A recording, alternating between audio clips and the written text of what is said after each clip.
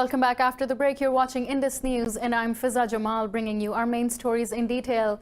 We start with the UK, where Boris Johnson will take office as the next Prime Minister today following an audience with Queen Elizabeth. Over 92,000 party members chose Johnson as the Tory leader on Tuesday. Theresa May will formally submit her resignation as Prime Minister at Buckingham Palace. The new Conservative leader will address the nation for the first time outside 10 Downing Street. Johnson is expected to announce senior cabinet posts, including Chancellor of the Exchequer and Home Secretary. The new Tory leader said his diverse top team will reflect a modern Britain.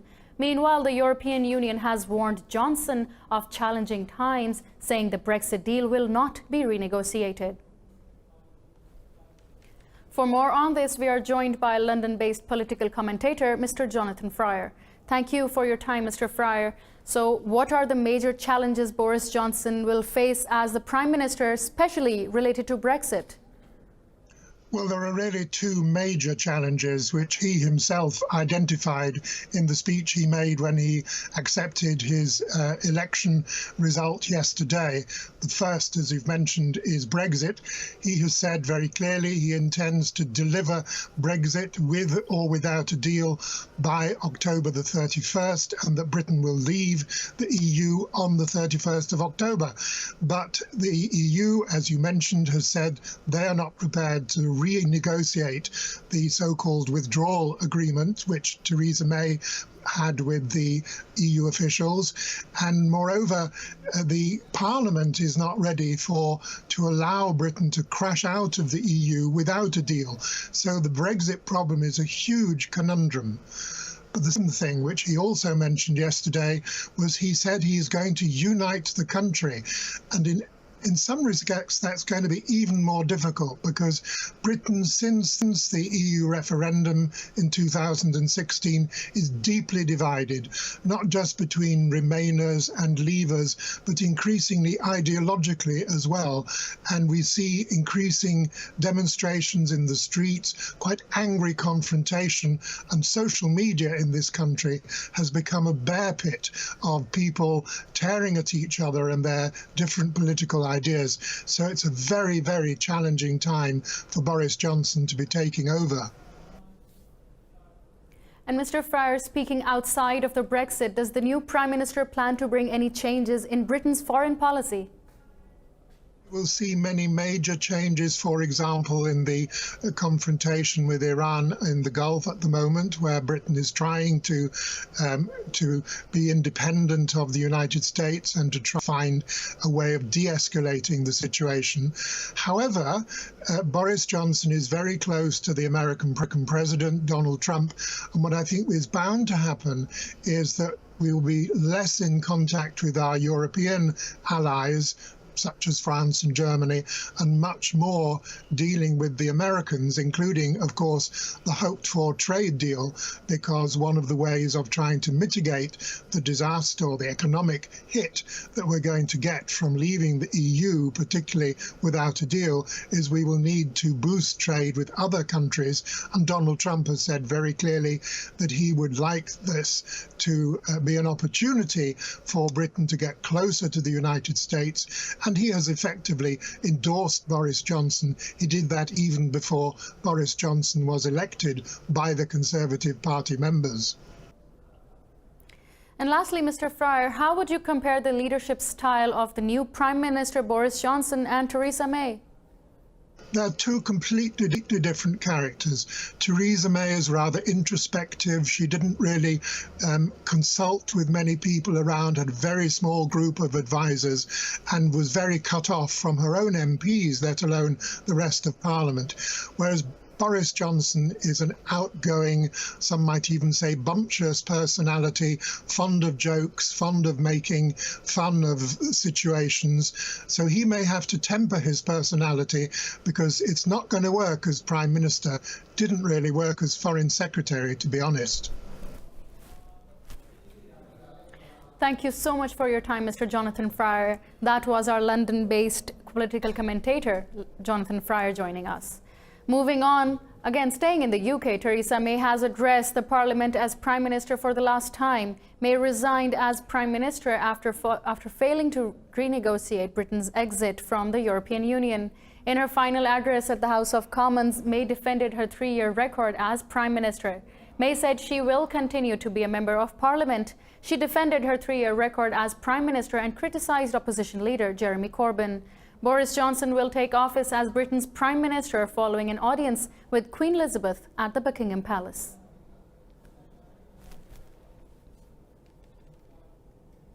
Unsettled by the political roller coaster of Brexit looming overhead, United Kingdom is divided and mostly unsure of its new Prime Minister's abilities. Let's find out in this report. Following a strenuous campaign and an exhaustive process, Boris Johnson got the prized key to number 10.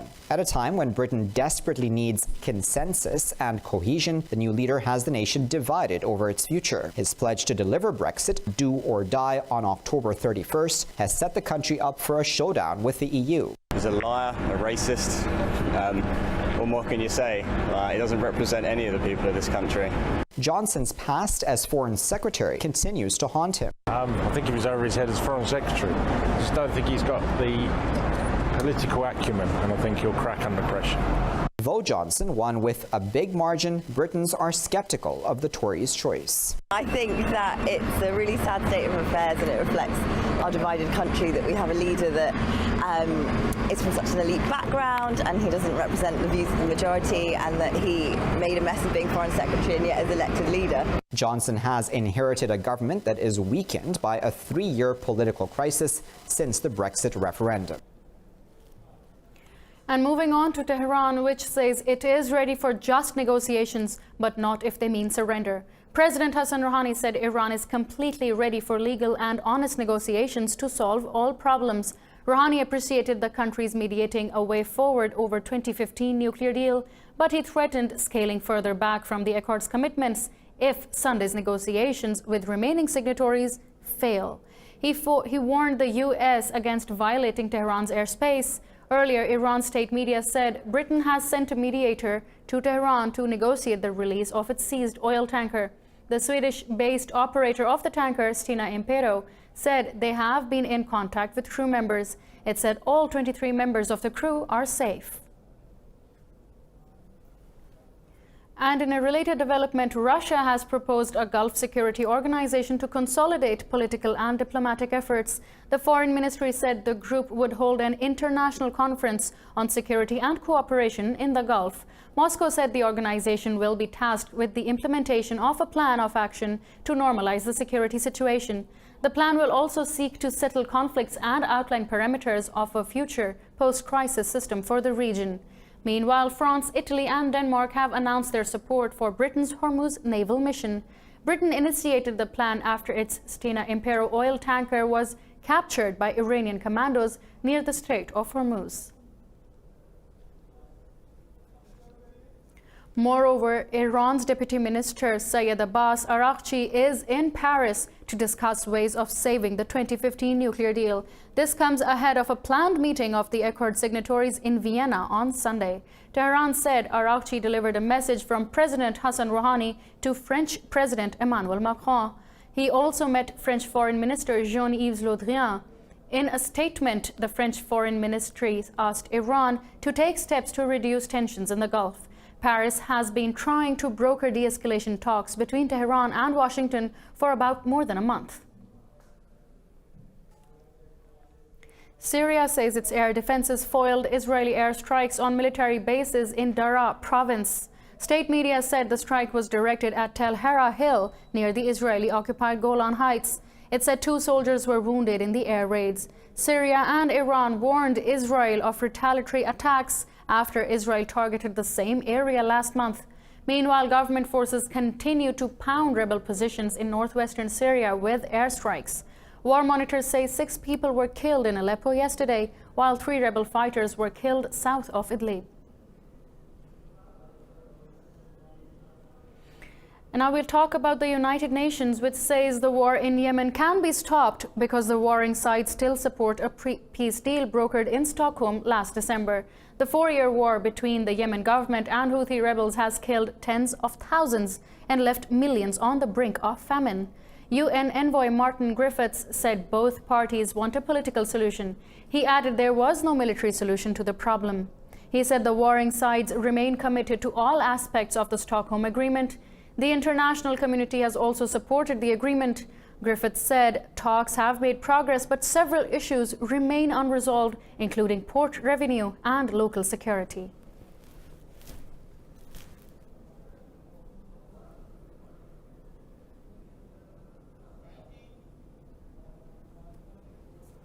Moving on, China says the United States is undermining global strategic stability by selling arms to Taiwan. In a white paper, Chinese Defense Ministry said separatist forces pose gravest threat to peace in Taiwan Strait.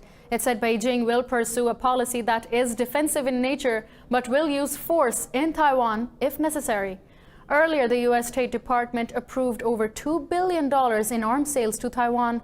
The white paper also said China will complete the modernization of its military by 2035. It said China has reduced army personnel by 300,000 to keep the total active force at 2 million. The paper said growing hegemonism, unilateralism, and constant regional conflicts are disturbing international security. Earlier, China had accused United States officials of perpetrating violent protests in Hong Kong and advised them to remove their hands from the territory. Chinese Foreign Ministry spokeswoman Hua Chunying said the United States should stop sending wrong signals through illegal acts in the region.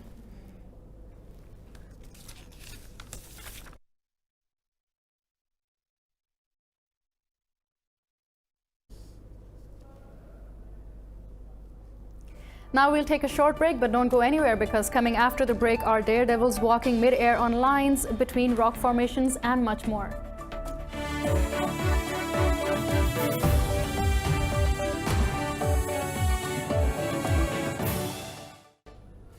Welcome back. After the break, we'll continue on with the bulletin.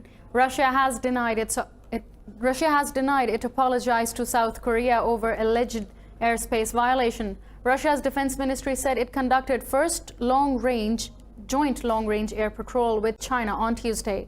Earlier, South Korea's presidential office said Russia blamed an equipment malfunction for an aircraft intrusion into its airspace. South Korea claimed its warplanes chased away the aircraft after firing over 300 warning shots. On the same day, Japan's military also said it had scrambled fighter jets to intercept Russian and Chinese planes.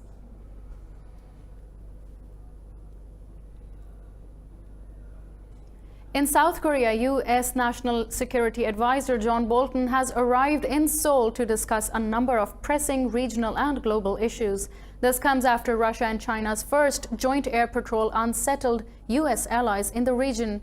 Bolton met South Korea's Defense Minister Jeong Kyung-do amid escalating regional tensions. During the meeting, the two sides discussed stalled nuclear talks with North Korea and the regional airspace dispute. The ongoing trade dispute between Seoul and Tokyo over wartime forced labor was also discussed. Bolton will also meet National Security Chief Chung Wi-yong and Foreign Minister Kang Kyung-hwa later in the day. The United States Justice Department has announced an investigation into leading online platforms. Companies such as Facebook, Google, Amazon, and Apple are likely to be scrutinized in the probe. The inquiry will probe into whether the firms are unfairly restricting competition.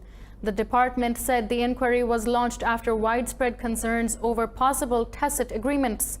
The U.S. Federal Trade Commission is already looking into similar concerns.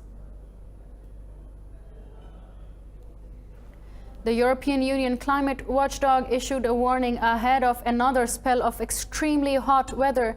The United Nations also cautioned that the new heat wave would aggravate droughts in France and the risk of fires in Spain. Details here. The warning comes as Western Europe prepares to face another scorching heat wave this week. Heat waves do bear the hallmark of climate change. They are As we saw in June, they're becoming more frequent, they're starting earlier, and they're becoming more intense. So it is, it's not a problem that's going to go away. In Paris, tourists took to fountains in front of the Eiffel Tower to cool off. Weather authority Meteor France forecast highs of over 40 degrees Celsius for Thursday. The French government also put restrictions on water use in 73 regions due to an ongoing drought. Oh, frankly, we're suffering. We were forecast exceptional temperatures this week, so we have to try to carry on despite it. High or very high threat levels have been issued for much of Portugal, Italy, Belgium and Germany. Spain, the UK and Netherlands are also bracing for record temperatures this week. And a record high dengue outbreak in Bangladesh has killed 27 people. Over 7,500 have been diagnosed with the disease this month. Health Ministry said it is the second highest number of dengue patients diagnosed ever. The disease has reached epidemic level with 473 hospitalized in 2 days. Official reports said last year dengue took a devastating turn with 26 deaths and 10,000 infections. Mexico says it will not hold further discussions with Washington over a safe third country status for asylum seekers. An agreement on the proposal would push asylum seekers apprehended at the United States border to seek refuge in Mexico. Foreign Minister Marcelo Ebrard said U.S. Secretary of State Mike Pompeo in recent talks did not address a deal on asylum seekers. The June 7th deal was reached to avert President Donald Trump's threat of increasing U.S. tariffs on all Mexican products. The foreign minister said he told Pompeo the proposal is unnecessary after Mexico helped reduce border detentions. Mexico has long resisted U.S. pressure to formally accept the safe third country status. It agreed to begin talks on the move if by July the 22nd, United States considered it had not done enough to check the flow of migrants.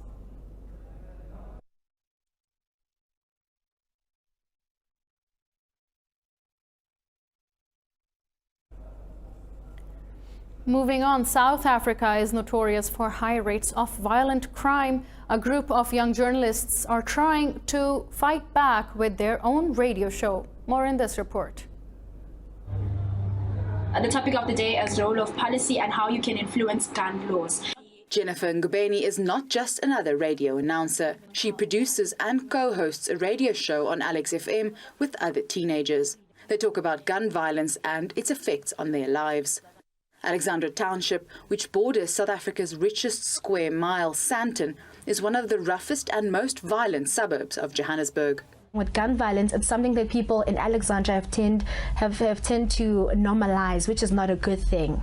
So us talking about gun violence actually helps make people realize and makes them gain conscious that it's not okay for someone to be killed with a gun. According to Gun Free South Africa, between 18 and 21 people are killed by firearms every day in the country.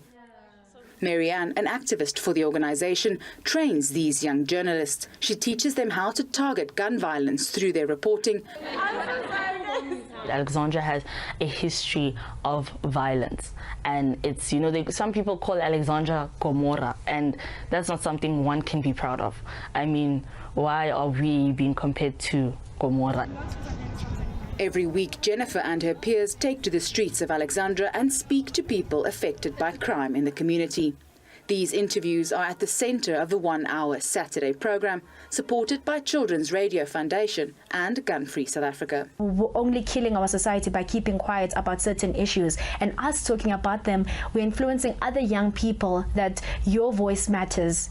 Since 2014, over 50 young journalists have been involved in the program called Bigger Than Life. As they continue to mobilize for gun-free zones in their communities, the skills they learn today could see them becoming the next big names in radio or advocacy in the future. A rare footage of Brazil's uncontacted Awa Amazon tribe has emerged. Awa is one of the world's most threatened tribes, a community that wishes to remain isolated in the forest. The video was recorded by neighboring Guajajara tribe to raise awareness about the Awa's plight. The footage shows a man holding a large knife looking towards the person filming him. The video also indicates presence of other tribesmen. It is being forced to move due to the presence of illegal loggers, miners and drug traffickers in their territory.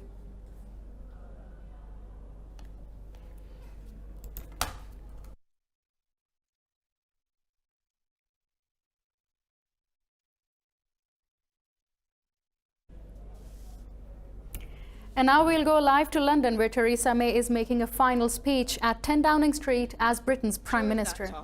Our economy has been restored, our public services reformed, and our values defended on the world stage. Of course, much remains to be done. The immediate priority being to complete our exit from the European Union in a way that works for the whole United Kingdom. With success in that task can come a new beginning for our country, a national renewal that can move us beyond the current impasse into the bright future the British people deserve. To serve as Prime Minister of the United Kingdom is the greatest honour. The heavy responsibilities are outweighed by the huge potential to serve your country. But you achieve nothing alone.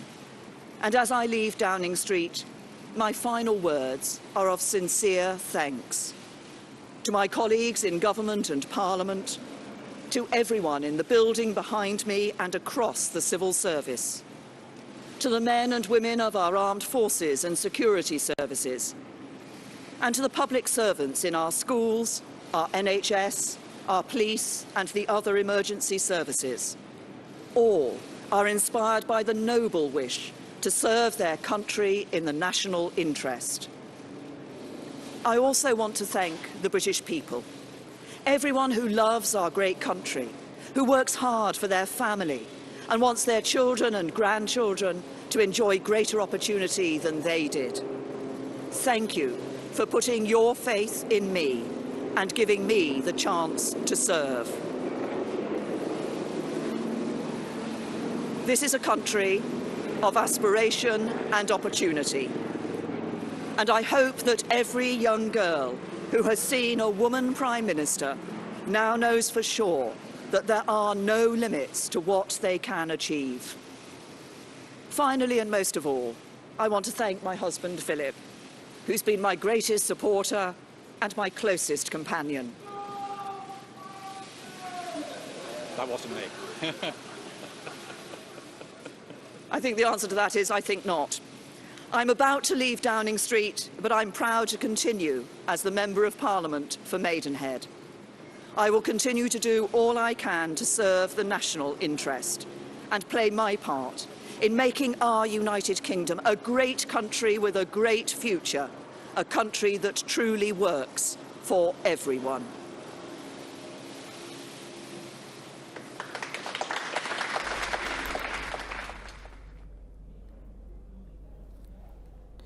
That was Theresa May making her final speech at 10 Downing Street as the Britain's Prime Minister, and she will officially submit her resignation to the Queen at Buckingham Palace after today's session of Parliament. Theresa May announced her resignation as Prime Minister on May the 24th, and these are the live visuals of Theresa May and her husband standing at the 10 Downing Street. May will officially submit her resignation to the Queen at Buckingham Palace after today's session at the Parliament, and Boris Johnson, who has been elected as the 77th Prime Minister of Britain, will also address the nation for the first time today. And now we'll take you to the world of business.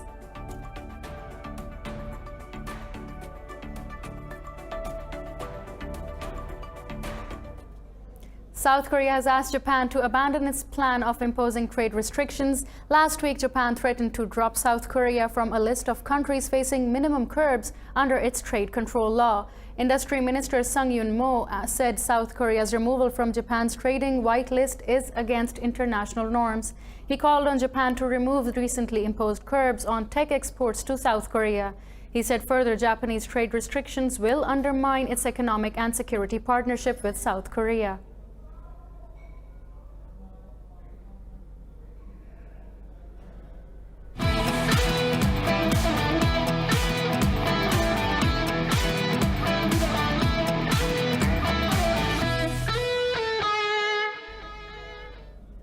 In the world of sports, Frank Lampard is delighted by Chelsea's performance against Barcelona in Japan. He is hopeful Chelsea will carry this form to the upcoming season. Lampard said in a press conference that hard work is paying off as players are improving day by day. Chelsea defeated Barcelona 2-1 in a friendly held match in Japan.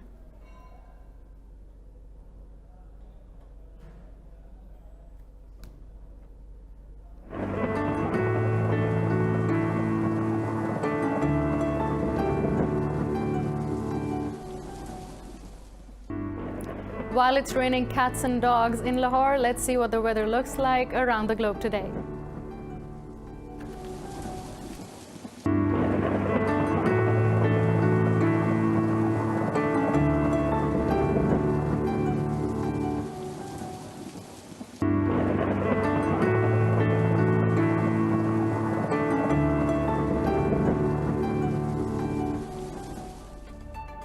Well, these are all of our main stories in detail we have for you this hour. You can choose to keep tabs on all of our social media. Just find us by the name Indus.news.